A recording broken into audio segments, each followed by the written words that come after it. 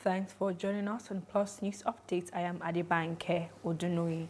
The Nigerian Medical Association has chided both federal and state governments for the lingering strike of the National Association of Resident Doctors. This has paralyzed hospitals across the country to the detriment of the Nigerian people. It's warned that it would join forces if resident doctors were not paid all their due wages and the strike lingers. Labour and Employment Minister Chris Ngige has accused striking doctors of competing with God. He has also advised them to be humble. He was speaking at the second summit of Medical Elders Forum in Abuja. His comments are coming in the middle of a strike by the National Association of Resident Doctors, which is in its second week. The doctors demand the federal government fulfills agreements made to them, while Ngige has announced a no work, no pay policy to force the doctors back to work. The federal government has received 173,600,000 doses of the Johnson & Johnson vaccine procured through the African Union, Afreximbank and partners. Nigeria is the seventh recipient of the vaccine. According to the representative of World Health Organization, UNICEF and Africa CDC, the vaccine is expected to increase to 50 million before December 2021. Congratulate the ED of MPCDHA and the Nigerian government for your forethought and preparedness to procure 29.8 million doses of Johnson & Johnson through the AFAD facility. Without that anticipation and forethought and good planning, we wouldn't see these doses, 177 Johnson & Johnson doses, come in today. This vaccine acquisition is a unique milestone for African continent, and it is the first time Africa has undertaken a procurement of this magnitude involving all member states.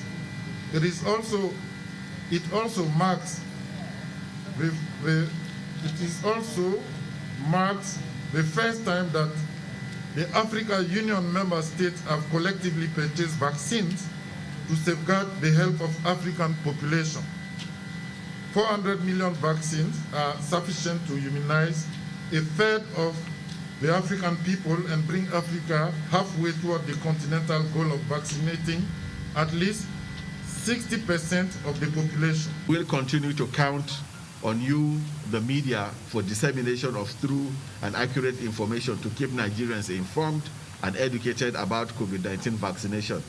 We also hope that those who are misinforming people will begin to understand the need for Nigeria and the rest of the world to overcome the COVID-19 pandemic and recover from the adversities it has imposed on our economies and social lives. And the World Health Organization country representative Dr. Walter Molumbo says the global body ranks Nigeria's COVID-19 response as the fourth best in the world. The 177,000 doses are part of the nearly 30 million procured from the African Union through the African Vaccine Acquisition Task Team. The senator representing Adamawa Southern District, Binosi Yaroe, is worried about the influx of foreign Fulani herdsmen into Nigeria. The lawmaker is now calling on the federal government to check the development. He was speaking at an occasion where fertilizer was distributed to farmers in his constituency. It is no longer news that the incessant clashes between farmers and herdsmen in Nigeria, particularly in Adamawa State, is still on in some parts of the state. This development is what prompted the senator representing Adamawa Southern Zone to draw the attention of the country's leadership over the illegal incursion of foreign Fulani herdsmen into the country. Senator Yaro says in 2019 that the federal government launched a livestock transformation program in Gwangoshi Grazing Reserve, and since then, nothing has been done about the program. He urges the federal government to be serious and sincere in addressing the problem once and to ensure peace between farmers and herdsmen. The problems we are having is the incursion of foreign herdsmen into our areas. You know, you find herdsmen that come maybe from Cameroon or from Niger or from other places, and they come in here And when they are moving and they meet a farm, they will put their cattle in the farm, they will eat up the crops, and they will move on. So by the time you come, you find that your farm has been destroyed. You cannot even find the people responsible. So we have to control this movement. Beneficiaries of the fertilizer distribution concur with the senator over the illegal incursion of the foreign Fulani headsmen. They, however, promised to use the items judiciously. I'm telling them to make use of it directly. They will benefit from it and others will benefit from it. Not to sell it just to have what they will for once. When you use this fertilizer in your farm, you would actually benefit more than you're expecting. But when you sell it now at a very cheap price, you will spend the money and later you'll be looking for where to eat. Many of our farmers that are our own supporters that are there in the villages don't have money to buy this fertilizer. Each fertilizer bag is about 8,000 naira. People are grappling with a lot of things now that they cannot afford this thing. If you pair them up or if you give 5 people a bag of this thing, it means it goes a long way.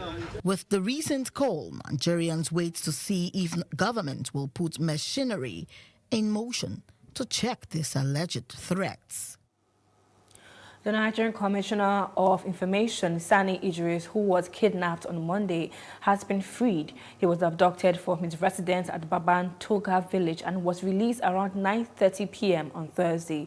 He was later taken to a hospital for medical attention after his release. The commissioner later reportedly disclosed that his kidnappers assumed he was being paid 200 million naira monthly by the Niger State governor. The United Nations is pushing for inclusive support mechanisms that ensure young people integrate biodiversity in the transformation of food systems. This is why this year's International Youth Day is themed Transforming Food Systems. And as Nigeria joins in the celebration, Ngozika Ohai examines how much the Nigerian youth believe in the country. All over the world, young people are on the front lines of the struggle to build a better future for all.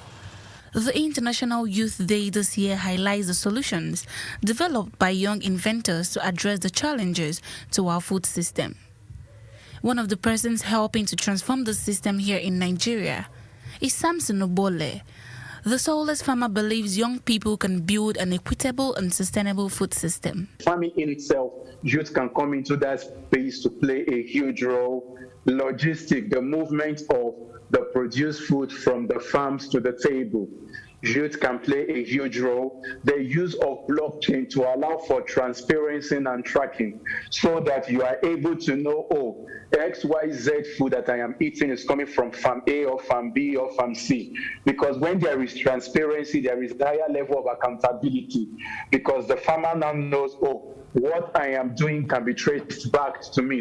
But the youths in Nigeria are expected to do this, in spite of what many regard as an unfavorable social and economic situation in the country. The way forward for the Nigerian youth, I think people should be more involved. The youth really should be more involved in governance. Youth can fulfill purpose in Nigeria because I think, personally, if you have a goal as a person and you're able to strategize on how to achieve that, I think that is possible. If our leaders will give the youth opportunity, at least to serve our country, I think it will be better.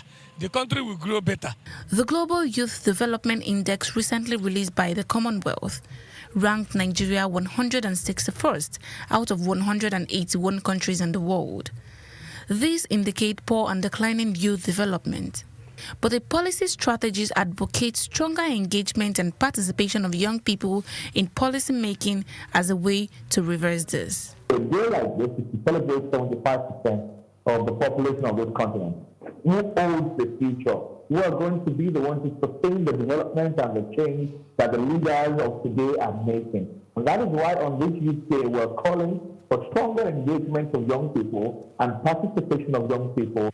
As the world marks this day, the United Nations is urging everyone to guarantee young people a seat at the table as we build a world based on inclusive, fair, and sustainable development for all. Ngozika Ohai for Plus TV Africa. And moving on to other parts of Africa, remember the Algerian journalist Rabah Keresh, who has been in prison since mid-April? He was sentenced on Thursday to a year in prison, including 8 months in prison. He was charged with deliberately spreading false information likely to undermine public order. He was also accused of creating an electronic account dedicated to the dissemination of information likely to provoke segregation and hatred in society. He was also charged for undermining national security and unity. On the 5th of August, the prosecution had requested a 3-year prison sentence and a heavy fine against him. A reform of the criminal code adopted last year now criminalizes the dissemination of false information that undermines public order. The new law has been criticized by press freedom activists. It provides for 1 to 3 years imprisonment for those responsible and twice that for repeat offenders. And outside Africa, the Taliban has captured Afghanistan's second largest city, Kandahar. The city was once the Taliban stronghold and is strategically important as a leading trade hub. The development is a blow for the government and a major win for the militants. In the meantime, the United States has committed to sending nearly 3,000 troops back into Afghanistan to help evacuate staff from the American embassy. The United Kingdom is also deploying about 600 troops to provide support to British nationals leaving the country.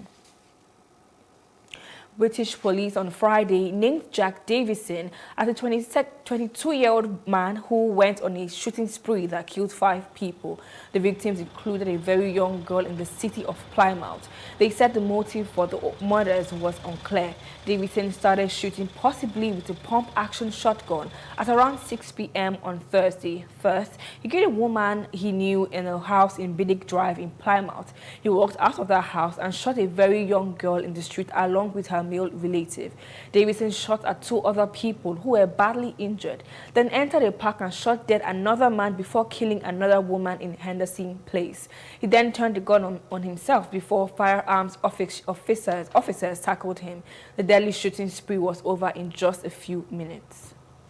It is our understanding, and I confirm, that a man known as Jake Davison, aged 22, had murdered a woman at an address in Biddick Drive using a firearm. I will not reveal that address as we are still contacting the members of the family of the lady who has died. Mr. Davison then left that address, entered Biddick Drive, where he immediately shot and killed a very young girl. He also shot and killed the male relative of that girl. This was a truly shocking event and was witnessed by members of the public. So there is no motive, as we know, at present. Again, that will be subject to inquiry, but we are at the moment not considering terrorism or a relationship with any far-right group or any such other group. The United Kingdom's Defense Secretary believes Afghanistan is heading towards civil war. The country is already preparing to withdraw its citizens, allies and troops, and the defense chief, Ben Wallace, expects poverty and terrorism to increase in the country. I have concern that when states become failed states or warlike states, as it's looking like at the moment in Afghanistan, the breeding ground for both poverty, and we shouldn't forget that, both poverty and indeed terrorism grows, and it's why security is the most important thing.